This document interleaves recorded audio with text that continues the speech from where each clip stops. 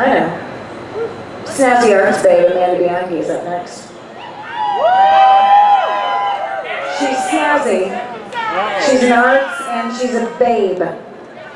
And she's prancing. She prances across the bridge, which I enjoy. Amanda Bianchi works at Cinnabar Art Gallery in Blue Star.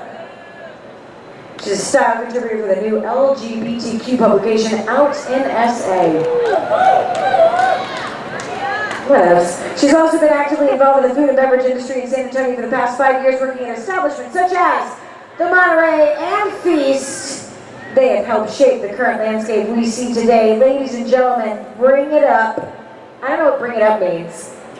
Turn it up, shout it out for Amanda. Bianchi.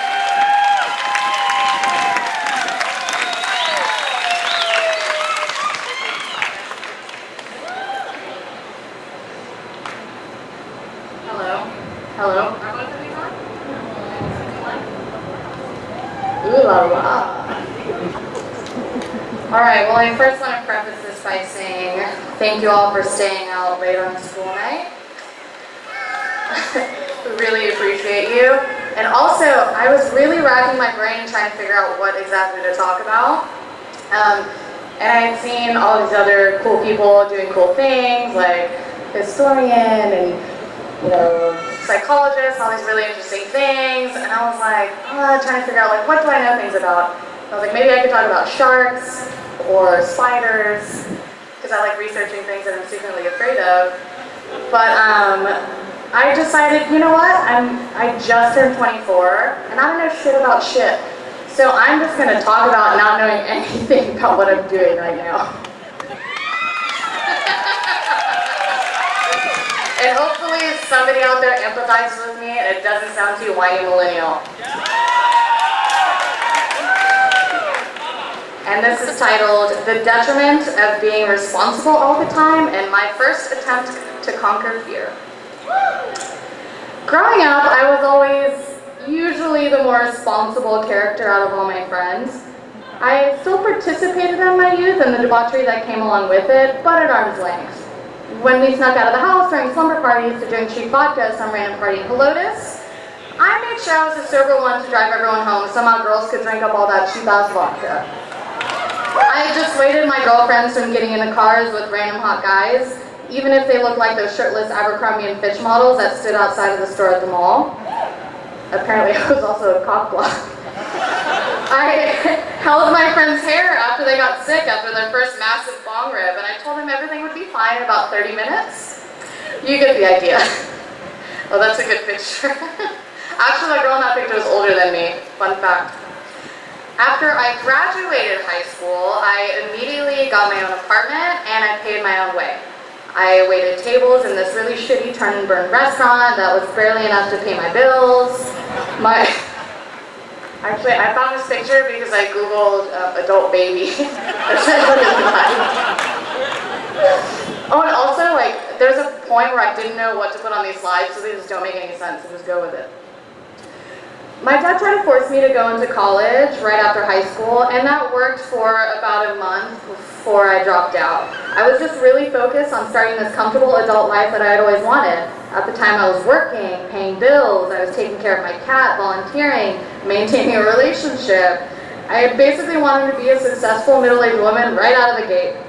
And I worked really hard to make that happen for myself.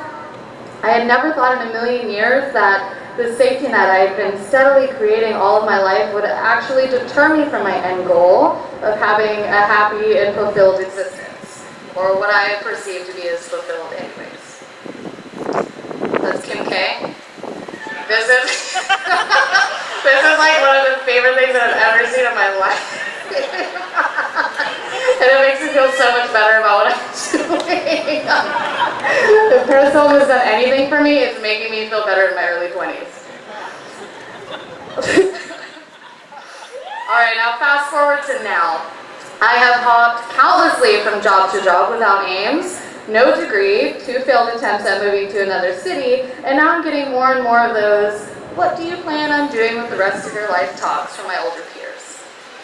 Now, the truth is, I have just come to the realization that it is because I haven't allowed myself to feel scared about anything real in years. It is because of this big, cushy safety net I have been weaving that I haven't really put myself in a position to explore my passions, because I always felt for some reason that the people that took time to travel and explore, to tour with their band, to create abject outsider art, that those people were irresponsible dreamers holding on to some childish notion that would never really come to fruition. And goddamn, like, how sad is that? I'm just hearing myself, I'm like, how do I have any friends? I am this 24-year-old who has completely given up on her passions for writing because I felt it was too risky to even try. Now, why would I go after something that might not pay my bills when I can focus on something steady, something very easy? I have already gone through some of the most terrible things that somebody can go through in their youth, and why would I take a chance on something that might end disastrously? Just another notch on the belt of disappointments that I had gotten so accustomed to.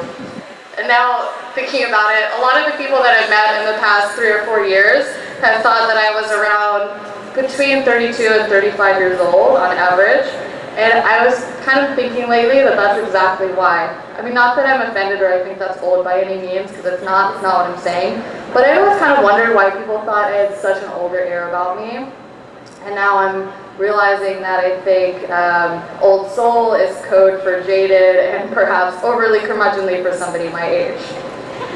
And now this wall that I had been building for so long was miles high and unmanageable for even myself, let alone anybody else. Now, rewind, when I was 20, I thought about going to school. I had applied to the Art Institute of Chicago. I got accepted to both their visual arts and their writing programs. I had also, this is one of those ones that I didn't know what to put here. I had also sent my writing samples to Sarah Lawrence, which is like my #1 writing school. I was very psyched about it, but I never even finished the application because I was positive I would never get into the writing program. Months later, I received a personal letter from the dean saying that they had seen my writing samples and she had urged me to finish my application even though the deadline was long past and any fees associated would be waived. And at the time, I had assumed that this very personal letter went out to 1,000 people, so I never got back in touch. And I never went to Chicago either. I let my debilitating fear control my future without even realizing it. I mean, maybe I would have flunked out of Sarah Lawrence, who knows? But at the end of the day, it would have made me a stronger person. But of course, I wasn't thinking like that at the time. I was just thinking there was no point because I would inevitably fall and fail at some point, and I would just be like any one of those people I perceived to be those irresponsible art jack-offs. Now, these are all fairly few realizations for me, and I'm so glad I feel like I caught this terrible disease of negativity in time, and not after I wasted 50 years of my life being this person that was hoping and assuming she was fulfilled, but never really knowing what true fulfillment felt like. And now I'm refusing to let my fears dictate what I do, especially if it's leading me away from my goals. I recently quit my job at the gallery for a more flexible option, so I can do something scary, and I can try to write every day, and I can get people to read it. I can travel to foreign countries and be myself and find myself and experience new people and cultures. I can conquer the fear of being a waste of an individual. And not that I at all regret this path because it led me to who I am today. But I am okay with it now. I don't have to prove anything to myself because I know I'm a responsible individual and now I have the tools for my success. I refuse to sit back and watch my life go because of something as trivial as fear. And I am going to confront my fear and I will fight and I will work hard until I become one of the powerful, beautiful, and talented women I currently look up to and respect. And I hope that someday I can be that positive role model for someone else.